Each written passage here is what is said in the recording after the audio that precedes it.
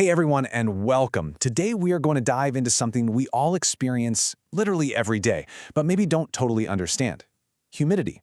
And to do it, we're going to follow the incredible, epic journey of one single water molecule as it travels from the Earth way up into the atmosphere and all the way back again. You know that sticky, heavy feeling on a hot summer day? Or that crisp, sharp chill in the winter air? Well, that's all about the invisible water that's floating all around you. We're talking about water vapor. And believe me, it has a pretty amazing story. And this is our map. Think of it as the life story of water. See, moisture is constantly moving, from the oceans and land, up into the sky, and then right back down. So let's follow one little molecule on its great adventure. Okay, so our story starts in the massive, wide open ocean. Our hero, a tiny water molecule, is about to begin the first and maybe the toughest part of its journey: escaping into the air. This great escape has a name, of course: evaporation. It's the moment our water molecule gets enough energy to literally change its state, transforming from a liquid into an invisible gas, water vapor, and starts to float up. It's officially airborne, kicking off its journey into the atmosphere. Now this is where it gets really cool. To make that leap, our molecule needs a huge jolt of heat energy. It basically absorbs this energy and carries it, kind of like a hidden backpack, up into the atmosphere. This stored power is called latent heat, and you're going to want to remember that name because it becomes super important later on. All right, so our water molecule is now just floating in the air, hanging out with trillions of others just like it, and together they create what we feel and call humidity. So let's break down what that actually means. At its simplest, humidity is just how much water vapor is in the air. Think of the air as a giant sponge. The more water vapor, the more damp the sponge is, and the higher the humidity. Simple, right? Well, it gets a little more complicated than that. So you've got two main types. Absolute humidity is just the straight-up total amount of water vapor in a chunk of air. But relative humidity, that's the one you always hear on the weather report, that one's a percentage. It tells us how full the air is with water vapor compared to the absolute maximum it could hold at that specific temperature. And that right there is the key to predicting the weather. And here's why any of this matters to you and me.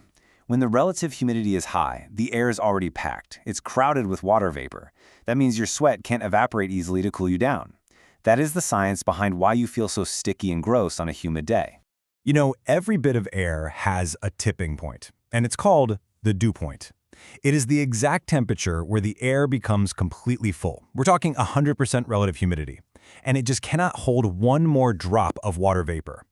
When the air around our molecule cools to this point, something big is about to happen. So what happens when the air hits that tipping point? Well, our lonely little water molecule can't just make a cloud all by itself. Nope. It needs to find some friends. It needs to team up. This next stage is all about coming together to build something we can actually see: a cloud. Okay, so you basically need a recipe with 3 ingredients. First, the air has to be totally full, right? It has to hit that dew point. Second, our water vapor molecules need something to grab onto, like tiny little specks of dust or pollen floating around. We call these condensation nuclei. And third, the air has to cool down, which is what forces the vapor to switch back into a liquid. And that process is called condensation. It's the exact opposite of evaporation. Our molecule finds a dust particle, other molecules join in, and they form a tiny water droplet. Now remember that hidden energy, that latent heat it was carrying in its backpack? This is the moment it gets released. As all this condensation happens, that stored heat is let go and actually warms the air around it, which helps fuel weather systems. Pretty cool, huh? So our molecule has had quite the adventure. It escaped the ocean, hung out in the air as humidity, and even helped build a cloud. Now it's time for the final act: the journey back to Earth.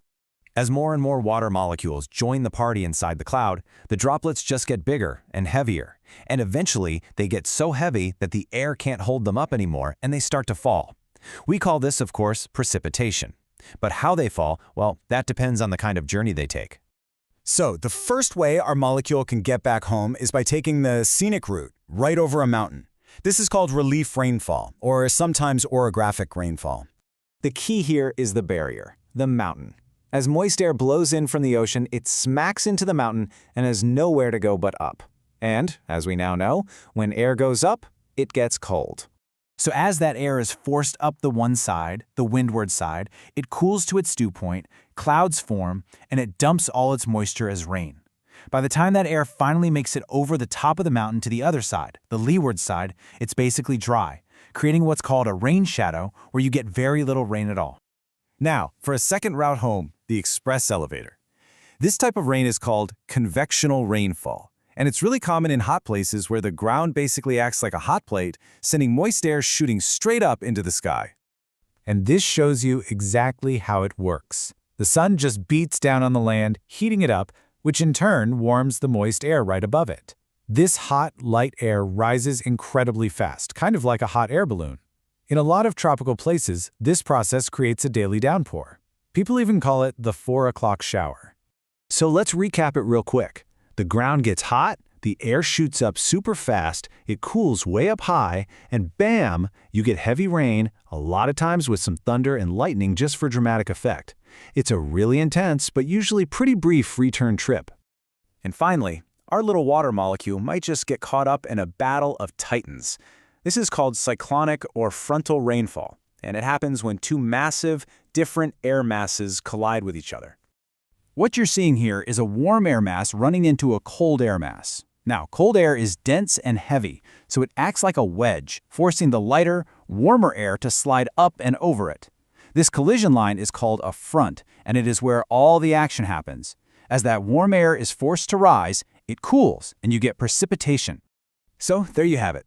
From a tiny molecule breaking free from the ocean to becoming part of a cloud and finally falling back to Earth, water's journey is this incredible, constant cycle of energy and transformation that's happening all around us, all the time. Makes you think, doesn't it? The next time you feel a raindrop, will you wonder which one of those journeys it took to find its way to you?